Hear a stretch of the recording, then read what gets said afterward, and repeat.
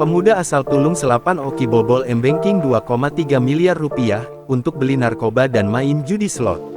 Seorang pemuda asal Tulung Selapan, Kabupaten Ogan Komering Ilir inisial S, 23, membobol m-banking dan menguras 2,3 miliar rupiah dari korbannya. Uang hasil curian tersebut sebagiannya dipakai pelaku untuk beli narkoba dan main judi slot. Pelaku S mengaku sudah melakukan praktik tersebut sejak tahun 2022 namun baru satu korban yang berhasil ia kuras saldo rekeningnya.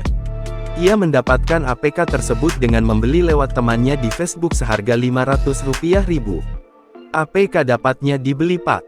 Di teman-teman jejaring saya, harganya Rp500.000.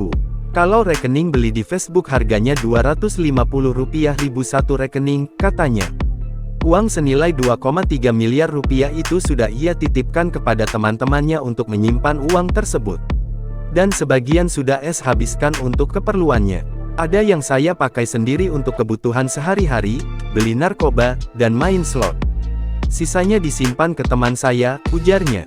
Subdit Vetipit Siber di Treskrimsus Polda Sumsel menangkap seorang pelaku penipuan mengatasnamakan kepolisian dengan modus mengirimkan APK surat tilang.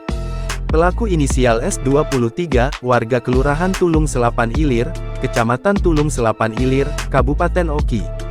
Ia mengirimkan surat tilang via WhatsApp kepada korbannya dan berhasil menguras saldo rekening senilai 2,3 miliar rupiah. Korban adalah salah satu warga kota Palembang berusia 58 tahun yang tak disebutkan namanya. Yang 2 miliar itu memang sih korban, atau banyak lagi korban? Hanya satu. Satu, dari tahun 2022 kemarin. Pit Direskrimsus Polda Sumsel AKBP Putu Yuda Prawira mengatakan, S mengirimkan file APK bernama surat tilang untuk menyadap isi SMS handphone korban.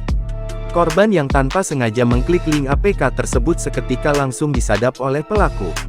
Pelaku menguras saldo rekening korban selama 3 hari berturut-turut mulai tanggal 30 Mei tahun 2023 sampai tanggal 1 Juni tahun 2023 dan menggunakan 20 rekening untuk mentransfer uang korban.